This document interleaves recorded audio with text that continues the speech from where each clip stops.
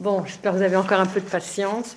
Alors là, on va passer complètement à un autre registre, d'autant que Ariane a vraiment brossé à peu près la paracha, alors que moi, je vais rester sur un verset. Mais sur ce verset, il y a beaucoup à dire. Alors, ceux qui me connaissent savent que ma spécialité, c'est d'essayer de montrer l'héritage absolument colossal des chrétiens, de ce qu'ils ont reçu du judaïsme. C'est un héritage. C'est très important ce mot. Parce que quand on hérite, on est dans la gratitude. On a tout reçu gratuitement. C'est fondamental. Et ça, on n'en est pas encore assez, on n'a pas assez touché du doigt. Donc c'est ce que je vais essayer de vous montrer ce soir. Alors, je vais juste vous parler du moment où Jacob, donc, il part, il fait ce songe, et il arrive à Haran, comme on vient de dire, près du puits. Et qui trouve-t-il près du puits? Il trouve 3 bergers, avec probablement les 3 troupeaux, et voilà, il sait qu'il est plus ou moins à Haran, mais il se renseigne. Est-ce que vous connaissez Laban? Est-ce que voilà, je suis en voyage et je dois trouver Laban parce que c'est là que je suis envoyé. Et donc les bergers lui répondent oui, nous connaissons Laban et comment il va, etc. Donc il y a une petite conversation qui se met en route. Et on voit tout de suite le problème. Pourquoi ils sont en plein milieu du jour, assis pas très loin du puits, et qu'ils attendent. Et c'est là où on voit que Jacob, il a sûrement été aussi un jour ou l'autre berger, parce qu'il dit, mais attendez, au milieu du jour, on n'est pas là auprès du puits. On fait paître les moutons, et donc il faut absolument que vous alliez paître les moutons, ça ne va pas du tout d'être resté là près du puits à attendre. Et les bergers répondent, mais nous attendons le 4e berger parce qu'on ne peut pas soulever cette pierre. D'un air de dire, il faut au moins être 4 gros costauds pour soulever la pierre. Et à ce moment-là, le texte dit Odenu medaber imam, v'chachel ba'a imatson, asher leavia ki roa. Tandis qu'il continue à parler avec eux, Rachel arrive avec le troupeau de son père, car elle était bergère. C'est la seule fois dans la Bible qu'on dit qu'une femme est bergère. Et vous voyez ce que ça résonne, berger. C'est pas n'importe qui, quoi. Je vous passe les détails pourquoi, finalement, elle est bergère et que tous les serviteurs de son père, n'ont pas fait bien leur travail et donc elle a repris. Bon, peu importe, mais en tout cas, c'est quelqu'un, Rachel. Et donc, au moment même où ils sont en train de parler, elle arrive, et à ce moment-là, on imagine, Jacob détourne le regard et voit, et voilà, et comme a dit Ariane, coup de foudre. Bon, très bien. Et c'est sa cousine, quand même. Et il y a une espèce de force qui arrive en lui. Il s'approche du puits, pouf, et il soulève la pierre. Et le Midrash dit, comme d'un goulot de bouteille, pouf, comme de rien, quoi. Alors, évidemment, stupéfaction des bergers qui sont là. Avant d'entrer dans cet événement spectaculaire de manière un peu plus précise, je voudrais juste noter une petite chose, c'est que nous avons un exégète contemporain qui s'appelle Robert Alter, qui a beaucoup travaillé sur ces questions de cohérence de la Bible et qui parle de ces rencontres entre un homme et une femme auprès du puits comme des scènes types. Des scènes types. Et il y en a 3 majeures, magistrales, dans la Bible. Et qu'est-ce que montrent ces trois épisodes? C'est la rencontre entre un homme et une femme, que l'on a déjà perçue avec Rebecca au chapitre 24, donc Rebecca la mère, et puis qu'on a là avec Jacob, et qu'on retrouve avec Moïse, quand il rencontre les 7 filles de Jéthro au début du livre de l'Exode. Ben, vous n'allez pas me croire, mais après ce début du livre de l'Exode, et on est tout à fait au début de la Torah, et tout à fait au début du Tanakh, il n'y a plus de rencontre entre un homme et une femme auprès d'un puits. Sauf pour les chrétiens, la Samaritaine. Merci. C'est incroyable quand même. Et donc je pense que ça c'est fondamental de bien comprendre pourquoi dans les évangiles, un évangéliste, et l'un parmi les plus juifs, va vouloir clôturer ce cycle des puits avec cet épisode extraordinaire d'une rencontre entre un homme et une femme auprès d'un puits. Alors je vais en discuter longuement. Le Midrash va dire, Genèse Rabbah 68.3, Certains vont à leur promise, pour d'autres, c'est elle qui vient à eux. Isaac, sa promise vient à lui. Rebecca leva les yeux, il vit Isaac et descendit de son chameau. Jacob, lui, vint à sa promise. Vayetse, il sortit. Il est sorti, il a fait tout ce voyage. Continuation du Midrash. Qu'est-ce que fait Jacob? Il imita le chemin des pères. 3 hommes trouvèrent leur compagne près d'un puits, Isaac, Jacob et Moïse. Ah, donc ça veut dire que le Midrash, il est bien avant Robert Alter, qui est du XXe siècle, il est encore, il est encore vivant, quoi. Donc ça veut dire que c'est très ancien. Et ça fait longtemps qu'on sait qu'il y a une sorte de continuité, un cycle, ce qu'on appelle le cycle des puits aujourd'hui. Pour Isaac, il est écrit, Isaac était revenu du puits de Lahaïrod. De plus, c'est près de la source que Rebecca trouva Eliezer, envoyé par Abraham pour trouver une épouse pour Isaac. Et Jacob, il est dit, il regarda, et voici un puits dans les champs, et Moïse, il s'appuie près du puits. Donc, le Midrash, depuis très longtemps, même s'il a été mis par écrit après l'Évangile, mais on sait très bien qu'il y a toute une tradition orale bien plus ancienne, nous raconte cette histoire. Et le Zohar, qui ressaisit le Midrash de manière plus... qui explique encore de manière plus fine, fait dire à Jacob, « Lorsque mon père s'est marié, le serviteur qui avait été envoyé pour choisir l'épouse a trouvé sur son chemin un puits, près duquel il rencontra l'épouse destinée à mon père. » Donc, Jacob, il imite quelque part. Or, à l'endroit où je me trouve, il n'y a ni puits, ni source, ni eau. C'était juste avant d'arriver à Haran. C'est pourquoi l'Écriture ajoute, Jacob continua son chemin et alla au pays qui était à l'Orient. C'est là qu'il trouva un puits près duquel il rencontra son épouse. Donc tant qu'il n'est pas près d'un puits, il sait qu'il ne peut pas rencontrer son épouse. Or, comme l'a très bien dit Ariane, c'était la deuxième raison pour laquelle il fallait qu'il aille dans la famille du frère de sa mère, pour trouver l'épouse. C'était son shlirout, c'était son tafkid, c'était nécessaire. Eh bien, l'héritage extraordinaire dans notre tradition qu'on ne connaît plus, parce qu'on a perdu le fil. Origène, 3e siècle, avant le Midrash, avant la mise par écrit du Midrash, en tout cas du Talmud, sûr. On trouve Rebecca près d'un puits. À son tour, Rebecca trouve Isaac près d'un puits. C'est là qu'elle aperçoit pour la première fois, c'est là qu'elle saute à bas de son chameau, c'est là qu'elle voit Isaac, que lui désigne le serviteur. Peut-être penses-tu que l'Écriture ne fait pas d'autre mention de puits? Or, Jacob, lui aussi, vient à un puits et il trouve Rachel. C'est là que Rachel lui apparaît, saine pour les yeux et belle de visage.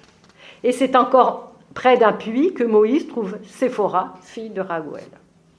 N'es-tu pas encore amené à comprendre que cela a été dit dans un sens spirituel? Tu crois peut-être que c'est un hasard que les patriarches viennent toujours à des puits et que leur union se contracte au bord des eaux. Qui pense ainsi est un homme naturel et ne perçoit pas les choses de l'Esprit de Dieu. Alors vous savez qu'il y a derrière, peut-être Origène ne le sait pas, mais nous on le sait, ce qu'on appelle le mérite des pères, c'est-à-dire ce que fait l'un des grands, son fils va en hérite aussi et va le reproduire quelque part. Bon. Donc qu'est-ce que nous donnent ces 2 traditions juives et chrétiennes? Donc nous comme un héritage, mais c'est monumental, c'est gros comme les nez au niveau de la figure, c'est que ce soit chez nous ou chez nos frères juifs, Isaac, Jacob et Moïse rencontrent leur épouse au puits, c'est-à-dire Jacob et Moïse imitent leur ancêtre Isaac. Or, Jacob, comme l'a très bien terminé Ariane, est l'éponyme des 12 tribus d'Israël. Et nous savons que donc il va prendre le nom d'Israël. Et nous savons qu'il va donner naissance à 12 fils qui vont être les 12 tribus d'Israël. Or, Jésus est un type aussi, ou un antitype plutôt, puisque Jésus va choisir 12, et ce n'est pas par hasard, que la tradition de l'Église va l'appeler comme un nouvel Israël, ou un nouveau Jacob, et il va fonder l'Église. Donc vous sentez un certain parallèle. Et maintenant, essayons de comprendre la rencontre de la Samaritaine avec Jésus qui se fait précisément au puits de Jacob. Au puits de Jacob. Et si vous regardez bien cet épisode, 3 fois le mot de Jacob avec une insistance mais impressionnante, quoi. Pourquoi on n'arrête pas de nous répéter, c'est le puits de Jacob, et oui, puis c'était le puits de Jacob, et puis la Samaritaine dit, ah, parce que tu es plus grand que Jacob. Tu serais plus grand que Jacob, la grande question. Donc la Samaritaine, elle connaît. Même si on dit que les Samaritains ne connaissaient pas la tradition orale, je peux vous dire qu'elle la connaît. Et donc, si les trois épisodes des scènes types aboutissent à un mariage humain, un mariage ordinaire, on se dit, mais la Samaritaine et Jésus, ça n'a rien à voir. Ce n'est pas un mariage ordinaire. Mais dès qu'on voit ça, il y a une question qui se pose tout de suite, et je pense qu'ici, presque tout le monde connaît cet épisode de la Samaritaine. Il demande de l'eau, donc il y en a toujours un des deux dans ces rencontres qui demande de l'eau, depuis le début, depuis Rebecca. Et elle lui dit, mais t'as rien pour puiser, enfin bon, mais si tu avais su quelle eau j'allais te donner, ce serait de l'eau vive, etc.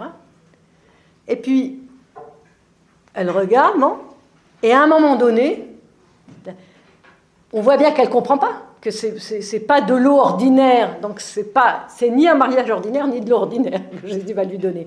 Donc on est sur un autre registre.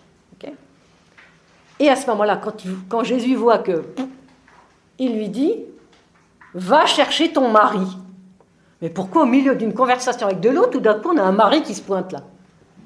Donc, et en fait, si vous regardez bien le texte, ça tombe comme un cheveu sur la soupe.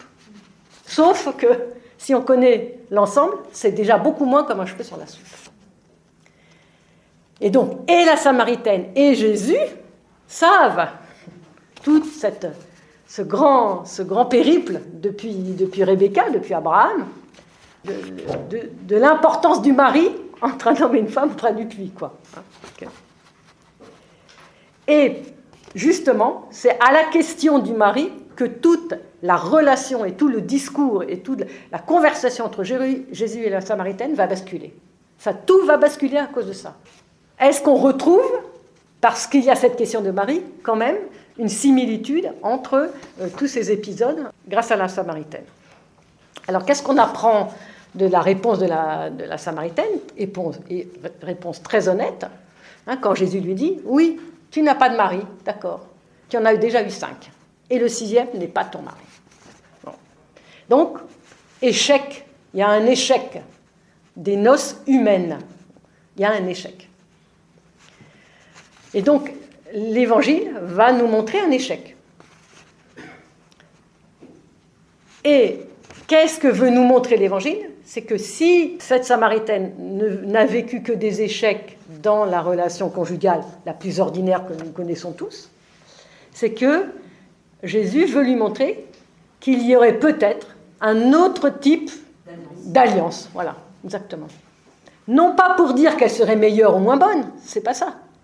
C'est juste pour dire, moi, en tant que fils de Dieu, j'ouvre une nouvelle voie. Et d'ailleurs, vous savez très bien qu'un homme est obligé de se marier dans la tradition juive, et que le premier qui ne se marie pas, c'est Jésus. Donc déjà lui-même, dans son ministère, dans son humanité, je parle, on est bien d'accord, dans son ministère, marque le fait, ok, le mariage, c'est béni, aucun souci, d'ailleurs ça commence par les noces de Cana qui est archi béni, mais moi, je vous montre qu'il y a aussi une autre voie. Donc les deux voies sont très bonnes, mais il y en a une, on n'y a même pas pensé avant, quoi. Vous voyez, donc il y a une sorte d'autre voie qui est proposée. Donc on peut se poser la question si justement ici, Jésus ne montre pas qu'il y a une autre maritalité, une autre alliance possible, éventuellement entre un homme et une femme. Et quand vous regardez encore un peu plus précisément,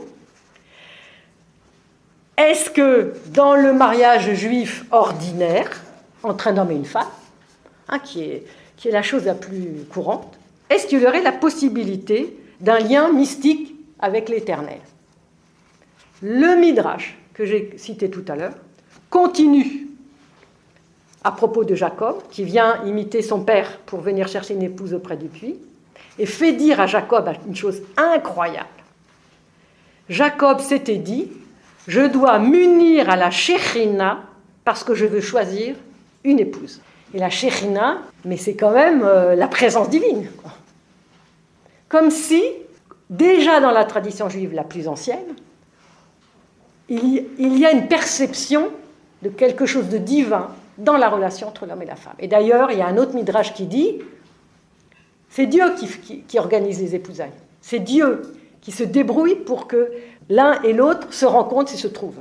Parce que n'importe qui ne peut pas aller avec n'importe qui. Alors il y a tout un midrash très amusant avec la matrone, mais je ne vais pas le dire, on pourrait éventuellement en parler.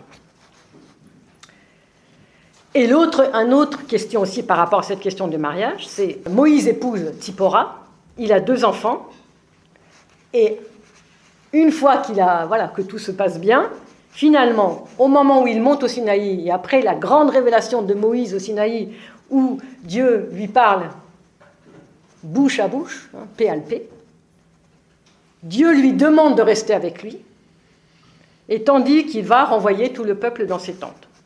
Et certains, dans la tradition juive, comprennent qu'il vit, Moïse, même si c'est une exception, n'empêche qu'elle existe, une union avec la Shekhinah, avec la présence divine, comme aucun prophète ne l'a jamais vécu en Israël. Donc, ça veut dire qu'il y a quand même un petit fil, déjà dans la tradition juive, qui confirmerait le choix de Jésus. D'autant plus que tout l'évangile de Matthieu, particulièrement, va nous montrer que Jésus est un nouveau Moïse.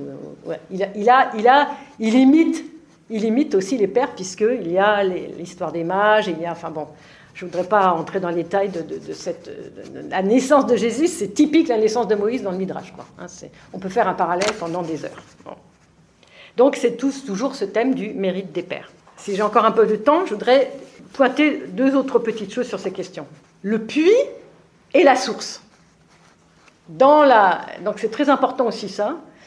Dans l'histoire de Rebecca, dans sa rencontre avec Eliezer, donc celui qui est mandaté, qui est un peu le remplaçant d'Isaac, on peut dire, on parle toujours du puits et de la source. Pas tout à fait pareil, un puits et une source. Un puits, c'est plutôt stagnant, la source, elle coule, elle est vivante. Dans l'épisode de Jacob, il n'y a pas l'idée de la source, il n'y a que l'idée du puits, y compris parce que j'ai regardé le grec et l'hébreu dans les 2 traditions, et y compris dans les textes de la Septante. Or, Saint Jean, dans l'évangile au chapitre 4 de Saint Jean, il va appeler le point d'eau où Jésus s'arrête, source. Le premier mot, c'est source. Et ensuite, on aura le mot puits. Donc on a bien les 2 mots très importants dans l'évangile de Jean, donc dans le grec, évidemment. Et donc, pourquoi c'est important? Parce que tout de suite, on a en arrière-fond, pour ceux qui connaissent un peu, on a en arrière-fond Rebecca, Rachel, Eliezer, etc. Alors, on peut se dire, voilà, il y a un autre midrash qui va éventuellement éclairer cette rencontre. Comment Jacob soulève la pierre, donc comme on a dit, comme un bouchon d'une bouteille. Mais il y a d'autres traditions qui vont aller encore un peu plus loin. Notamment le Targum du pseudo-Jonathan, Genèse 28-10. 5 prodiges ont été opérés en faveur de Jacob au temps où il sortit de Beersheba. Alors je vous passe les 3 premiers. 4e prodige, ce fut que le puits se mit à déborder et l'eau monta devant lui et il continua à déborder tout le temps qu'il fut à Chachan. D'ailleurs, au point qu'on dit que quand il part, c'est parce qu'il n'y a plus le puits qui jaillit tout seul que Laban se rend compte qu'il est parti. Et donc, il roule la pierre comme de rien et il n'a même pas besoin de puiser parce que l'eau, elle monte comme un geyser. Et elle continue de monter pendant les 20 ans dans lesquels il est resté près de Laban.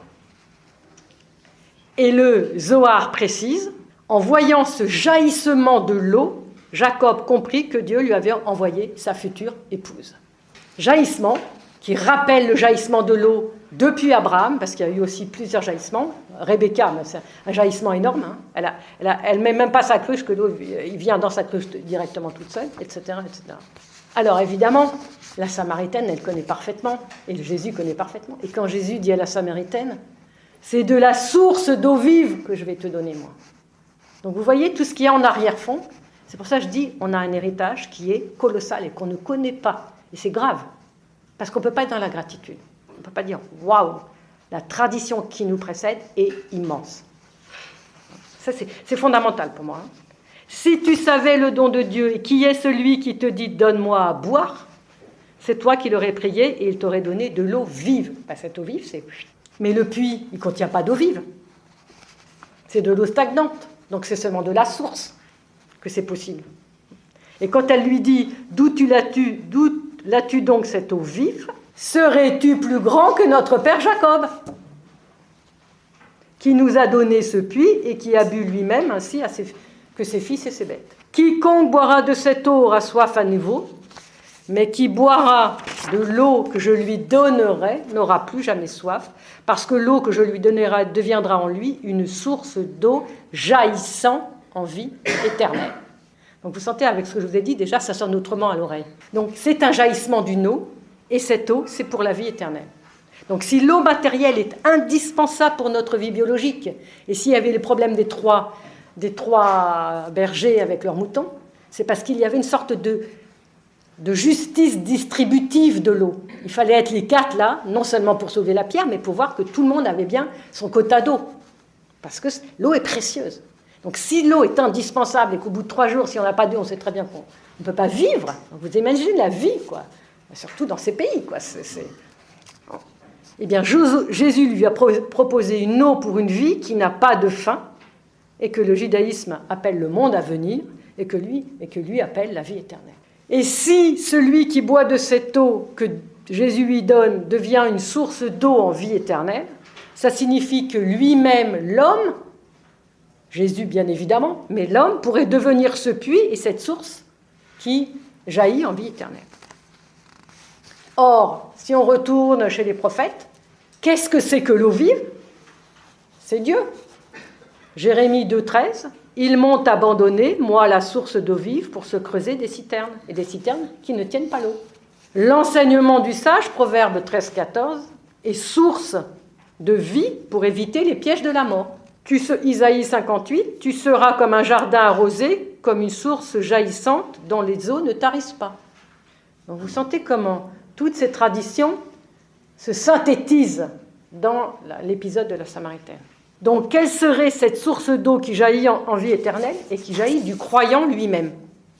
Philon d'Alexandrie.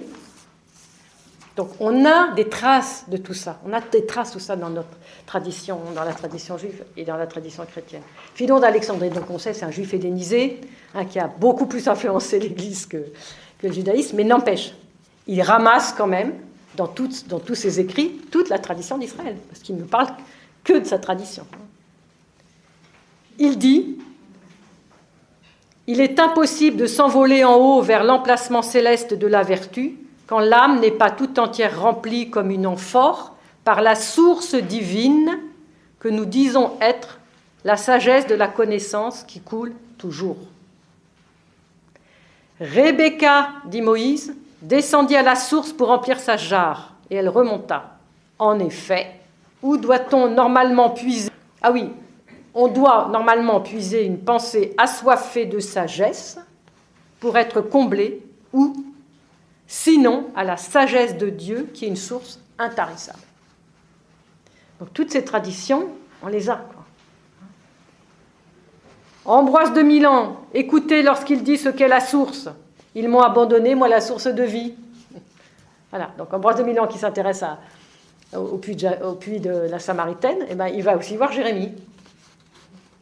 Les prophètes couraient s'abreuver à cette source, et David disait « Mon âme a soif du Dieu vivant », pour qu'il puisse étancher sa soif avec la richesse de la sagesse de Dieu. Origène, purifie-toi aussi ton esprit, et purifie ton esprit pour qu'un jour tu boives à tes sources. Donc on va devenir un puits. Et puise l'eau vive à tes puits. Car tu as reçu en toi la parole de Dieu, et si tu as reçu de Jésus l'eau vive, allusion à la Samaritaine, si tu l'as reçue avec foi, elle deviendra en toi source d'eau jaillissante pour la vie éternelle.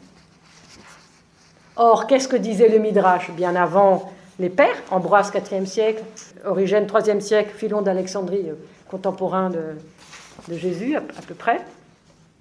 La tradition du Midrash va nous montrer quelque chose d'encore un plus fort, c'est que non seulement la Bible nous a dit que Dieu c'est l'eau, la Torah c'est l'eau, Et dans Genèse Rabbah, nous avons, à propos de cet épisode de Jacob, c'est du puits qu'ils abreuvaient, car ils y puisaient l'Esprit Saint. Et la pierre était grande, et la joie du puisage. Et pourquoi l'enceinte du puisage s'appelle-t-elle ainsi? Parce qu'on y puisait l'Esprit Saint. C'est pas moi qui invente, hein. Rabbi Oshaya. Et ils basculaient la pierre, sous-entendu, elle a jailli, et ils entendaient la Torah. Et c'est de là qu'ils entendaient la Torah, et ils basculaient la pierre, et ils entendirent de là les 10 paroles, et hop, on retourne à Moïse. Et la Mechilta, 3e siècle, un midrash très important du 3e siècle. Pourquoi le peuple a-t-il dû passer 40 ans dans le désert? Alors on peut préciser tout de suite, le désert, c'est le lieu de la soif par excellence. Celui qui traverse sans eau va mourir. Et deuxièmement, le désert se dit Midbar, Davar, lieu de la parole. Donc vous voyez tout de suite déjà le lien.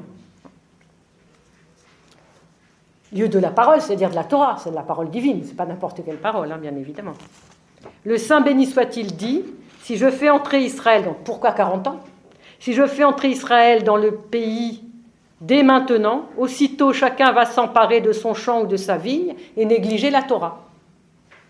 Mais voici que je vais les faire tourner dans le désert pendant 40 ans, tandis qu'ils mangent la manne et boivent l'eau du puits, la Torah pénètre dans leur corps. Donc, la manne tombe du ciel, quand ils sont au désert. L'eau du puits, c'est comme une Torah dans le corps des croyants, c'est-à-dire que l'Esprit de Dieu ne quittera plus leur corps, et par conséquent, toute leur personne, tout leur être. Donc, si dès les premiers pères de l'Église, ils ont fait le lien entre ce verset de la péricope de la Samaritaine, « L'eau que je lui donnerai deviendra en lui une source d'eau vive, jaillissant en vie éternelle », nous avons un peu plus loin au chapitre 7, versets 37, 38, 39, le dernier jour de la fête, le grand jour, et il s'agit de Simchat Torah. Ça doit être au Shana Rabbah, donc la fête de Sukkot, le dernier jour, parce que Simchat Torah n'était pas encore à l'époque en vigueur de cette manière telle qu'on l'a aujourd'hui. Donc, dernier jour de la fête, le 7e jour, avant de conclure le 8e jour de Sukkot. Il s'écrit « Si quelqu'un a soif, qu'il vienne à moi et qu'il boive, celui qui croit en moi, comme dit l'Écriture, de son sein couleront des fleuves d'eau vive. Il dit cela de l'Esprit que devait recevoir ceux qui croiraient en lui, car il n'y avait pas encore d'Esprit, parce que Jésus n'avait pas encore été glorifié. » Conclusion. On va essayer de rassembler tous les éléments. Les récits autour du puits sont mis en lumière comme des récits types d'éminents personnages qui rencontrent leur épouse au bord du puits. Isaac épouse Rebecca, Jacob, Rachel et Moïse, Tzipora. La péricope de la rencontre entre Jésus et la Samaritaine serait pour nous chrétiens le dernier récit type de ce cycle de rencontre entre un homme et une femme autour du puits. Et si nous lisons attentivement cette Samaritaine, il y a bien des éléments différents de ce qu'on a vu avant, mais aussi des éléments qui sont présents dans les récits de la Torah. Il y a un puits, il y a une rencontre entre un homme et une femme, il y a une question de mariage. D'ailleurs, cette question de mariage fait basculer tout le récit, comme on a expliqué. Il y a la question de la femme, mais tu n'as rien pour puiser, mais il n'y avait pas besoin puisque l'eau jaillit. Montre qu'elle s'attend, cette femme, peut-être à ce que Jésus soit comme ce Jacob devant laquelle l'eau avait jailli, et que Jésus propose ou rappelle le jaillissement de l'eau qui s'était passé devant Jacob, tout en évoquant très clairement la sagesse, l'eau comme une sagesse, l'eau comme une eau divine, et qui rappelle qu'on puisait à l'Esprit Saint. On puisait l'Esprit Saint.